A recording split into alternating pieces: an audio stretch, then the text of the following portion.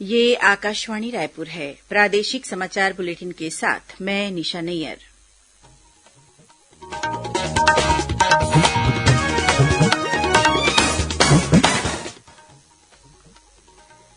अब पेश है आज के मुख्य समाचार। प्रधानमंत्री ने कहा, जल जीवन मिशन सक्रिय जन भागीदारी से महिलाओं और ग्रामीण भारत को सशक्त बनाने का एक आंदोलन। उन्होंने राष्ट्रीय जल जीवन कोष और जल जीवन मिशन मोबाइल ऐप की शुरूआत की। मुख्यमंत्री ने छत्तीसगढ़ के गौठानों में गोबर से बिजली उत्पादन की महत्वाकांक्षी परियोजना का वर्चुअल शुभारंभ किया। राज्यपाल ने युवाओं से वायु, प्लास्टिक और जल प्रदूषण को रोकने के लिए आगे आने का आह्वान किया। राजधानी रायपुर में आज फिट इंडिया फ्रीडम रन का हुआ आयोजन और राष्ट्रपिता महात्मा गांधी और पूर्व प्रधानमंत्री लाल बहादुर शास्त्री की जयंती पर आज अनेक कार्यक्रम आयोजित कर उन्हें श्रद्धांजलि अर्पित की जा रही है।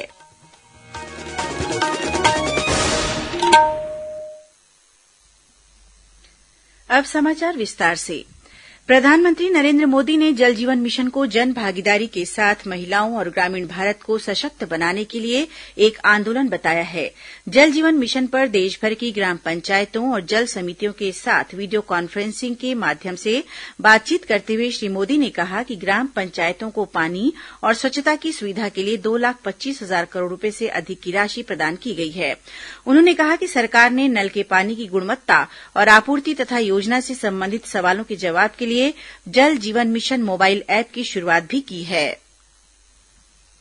जल जीवन मिशन को अधिक सशक्त, अधिक पारदर्शी बनाने के लिए आज कई और कदम भी उठाए गए हैं। जल जीवन मिशन ऐप, इस अभियान से जुड़ी सभी जानकारियां एक ही जगह पर मिल जाएगी। कितने घरों तक पानी पहुंचा, पानी की क्वालिटी कैसी है, वाटर सप्लाई स्कीम का पूरा विवरण, सब कुछ इस ऐप पर मिलेगा।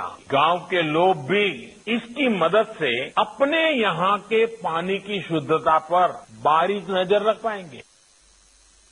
प्रधानमंत्री ने भारत के लोगों से स्वच्छ जल के महत्व को समझने का आग्रह किया। इस अवसर पर श्री मोदी ने राष्ट्रीय जल जीवन कोष का भी शुभारंभ किया। उन्होंने कहा कि वर्ष 2019 में जल जीवन मिशन की शुरुआत के बाद से अब तक 5 करोड़ घरों को नल से जल योजना से जोड़ा गया है। मुख्यमंत्री भूपेश बघेल ने गांधी जयंती के अवसर पर आज छत्तीसगढ़ के गौठानों में गोबर से बिजली उत्पादन की महत्वाकांक्षी परियोजना का वर्चुअल शुभारंभ किया। पहले चरण में रायपुर जिले के आरंग विकासखंड स्थित बनचरौदा गांव के गौठान में गोबर से बिजली उत्पादन की यूनिट लगाई गई है।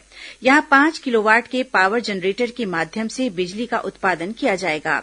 इस बायोगैस संयंत्र में प्रतिदिन करीब 250 किलो गोबर की आवश्यकता पड़ेगी। इससे प्रतिदिन 25 घनमीटर गोबर गैस बनने की क्षमता है। इससे बनने वाली बिजली से गौठानों में प्रकाश व्यवस्था के साथ साथ अन्य मशीनों का संचालन भी हो सकेगा।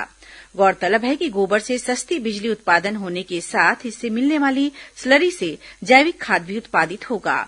वहीं मुख्यमंत्री ने राजधानी रायपुर के मायाराम सुरजन शासकीय कन्या उच्चतर माध्यमिक विद्यालय को प्रदेश का पहला स्वामी आत्मानंद हिन्दी माध्यम स्कूल बनाने की घोषणा की है।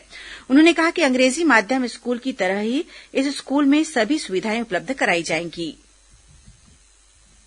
राज्यपाल अनुसुईया उइके ने युवाओं से वायु, प्लास्टिक और जल प्रदूषण को रोकने के लिए आगे आने का आह्वान किया है।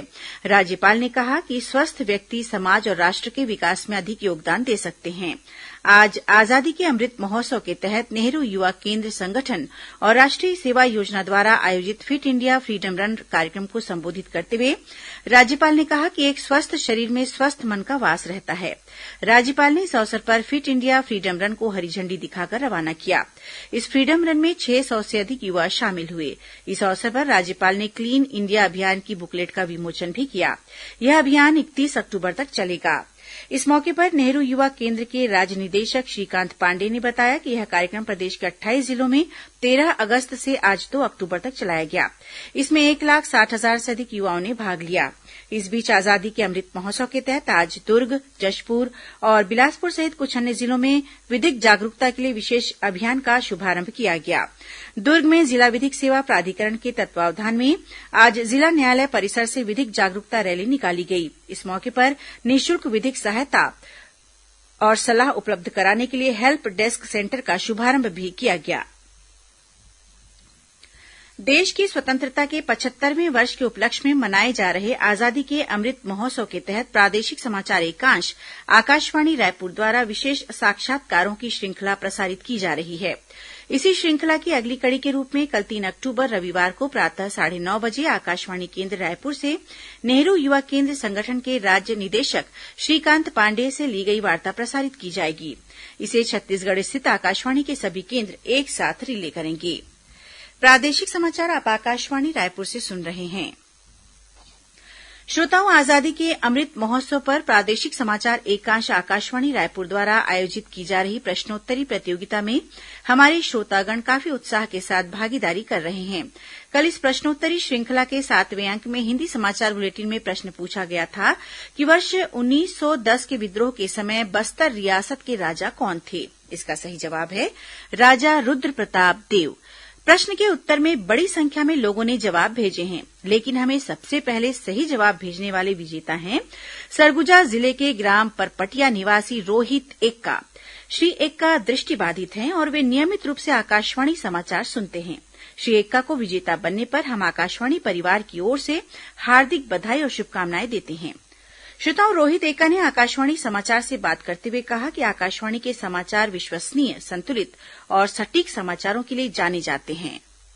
रोहित एक्का, जिला सरगुजा, ग्राम पंचायत परपटिया से बोल रहा हूँ। मैं आकाशवाणी 2 सालों से सुन रहा हूँ। आकाशवाणी से हमें बहुत कुछ सीखने को मिलती है, जैसे कि कुछ विज्ञान के क्षेत्र में, खेल के क्षेत्र में। तो मुझे आकाशवाणी सुनने में अच्छा लगता है। देश आज राष्ट्रपिता महात्मा गांधी और पूर्व प्रधानमंत्री लाल बहादुर शास्त्री की जयंती पर उन्हें अपनी भावभीनी श्रद्धांजलि अर्पित कर रहा है। छत्तीसगढ़ की राज्यपाल अनुसुईया उइके ने आज राजभवन में राष्ट्रपिता महात्मा गांधी और पूर्व प्रधानमंत्री लाल बहादुर शास्त्री की जयंती पर उन्हें नमन किया। वहीं मुख्यमंत्री भूपेश बघेल ने अपने निवास कार्यालय में राष्ट्रपिता और शास्त्री जी की जयंती के अवसर पर उनके चित्र पर श्रद्धा सुमन अर्पित कर उन्हें याद किया। राष्ट्रपिता महात्मा गांधी और पूर्व प्रधानमंत्री लाल बहादुर शास्त्री की जयंती के अवसर पर राजधानी रायपुर सहित प्रदेशभर में विभिन्न कार्यक्रम आयोजित किए जा रहे हैं। इसी कड़ी में मुख्यमंत्री ने रायपुर के नगर निगम मुख्यालय परिसर के महात्मा गांधी सदन में राष्ट्रपिता की प्रतिमा का अनावरण किया। वहीं विधानसभा स्थित केंद्रीय कक्ष में गांधी जी और शास्त्री जी के तैलचित्रों पर माल्यार्पण कर उन्हें श्रद्धा सुमन अर्पित किया गया। इस मौके पर गांधी जी के प्रसिद्ध भजनों का गायन भी किया गया।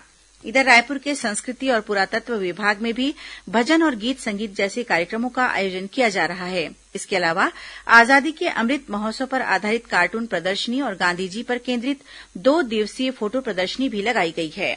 गांधी जयंती पर भारतीय जनता पार्टी ने भी प्रदेश में अनेक कार्यक्रम आयोजित किए। भाजपा के प्रदेश अध्यक्ष विष्णुदेव साय और पूर्व मुख्यमंत्री डॉक्टर रमन सिंह सहित पार्टी के अनेक नेताओं ने आज रायपुर के आजाद चौक में स्थित महात्मा गांधी की प्रतिमा पर पुष्पांजलि अर्पित की। इस मौके पर श्री साय ने कहा कि गांधी जी ने देश को स्वावलंबी और आत्मनिर्भर राष्ट्र बनाने की जो कल्पना की थी, उसे प्रधानमंत्री नरेंद्र मोदी साकार कर रहे हैं।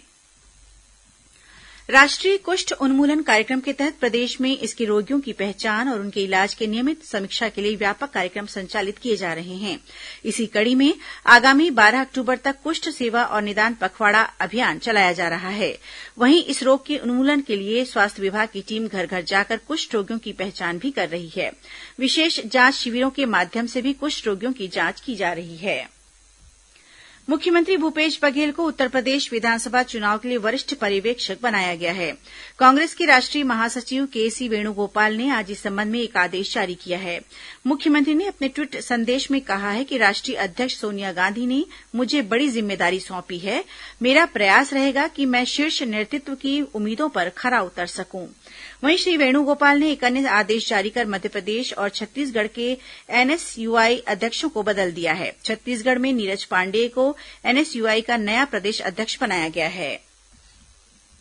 सुकमा जिले में एक महिला सहित 9 माओवादियों ने सुरक्षा बलों के सामने आत्मसमर्पण किया है। आरोप है कि ये माओवादी जिले के गोलापल्ली किस्टारम क्षेत्र में घटित विभिन्न माओवादी घटनाओं में शामिल रहे हैं। इन माओवादियों ने केंद्रीय रिजर्व पुलिस बल सीआरपीएफ और जिला पुलिस बल के समक्ष आत्मसमर्पण किया। वहीं दंतेवाड़ा जिले में लोन वर्राटू अभियान से प्रभावित होकर 4 इनामी सहित 6 माओवादियों ने पुलिस के समक्ष आत्मसमर्पण कर दिया है। सरगुजा जिले में मैनपाट के कमलेश्वर के पास आज पुलिस जवानों से भरी एक बस अनियंत्रित होकर पलट गई। इस हादसे में 12 जवान घायल हुए हैं। हादसे में गंभीर रूप से घायल 4 जवानों को अंबिकापुर मेडिकल कॉलेज अस्पताल रेफर किया गया है। मुख्यमंत्री भूपेश बघेल ने मैनपाट में हुई बस दुर्घटना में घायल पुलिस जवानों के बेहतर इलाज के निर्देश दिए हैं। इस बीच कोरिया जिले के गोविंदपुर के पास चारपहिया एक वाहन के खाई में गिर जाने से 4 महिलाओं के गंभीर रूप से घायल होने की खबर मिली है। अब कुछ अन्य खबरें संक्षिप्त में। प्रदेश में चालू वित्तीय वर्ष के प्रथम तिमाही में देश के 88% से अधिक लघु वनोपजों का संग्रहण कर लिया गया है। महासमुंद जिले में 100% पात्र लोगों को कोविड टीका लगा दिया गया है। जिले में अब तक 7,24,000 से अधिक पात्र लोगों को यह टीका लगाया गया है। राजनांदगांव जिले में सघन सुपोषण अभियान के तहत उत्कृष्ट कार्य करने वाले आंगनबाड़ी कार्यकर्ताओं को जिला कलेक्टर तारन प्रकाश सिन्हा ने सम्मानित किया। और धमतरी के सदर बाजार स्थित सोने चांदी की 2 दुकानों में करीब 85 लाख रूपये की चोरी का मामला सामने आया है। अंत में मुख्य समाचार एक बार फिर। प्रधानमंत्री ने कहा, जल जीवन मिशन सक्रिय जन भागीदारी से महिलाओं और ग्रामीण भारत को सशक्त बनाने का एक आंदोलन। उन्होंने राष्ट्रीय जल जीवन कोष और जल जीवन मिशन मोबाइल ऐप की शुरुआत की। मुख्यमंत्री ने छत्तीसगढ़ के गौठानों में गोबर से बिजली उत्पादन की महत्वाकांक्षी परियोजना का वर्चुअल शुभारंभ किया। राज्यपाल ने युवाओं से वायु, प्लास्टिक और जल प्रदूषण को रोकने के लिए आगे आने का आह्वान किया। राजधानी रायपुर में आज फिट इंडिया फ्रीडम रन का हुआ आयोजन। और राष्ट्रपिता महात्मा गांधी और पूर्व प्रधानमंत्री लाल बहादुर शास्त्री की जयंती पर आज अनेक कार्यक्रम आयोजित कर उन्हें श्रद्धांजलि अर्पित की जा रही है। इसी के साथ प्रादेशिक समाचार बुलेटिन समाप्त हुआ। नमस्कार।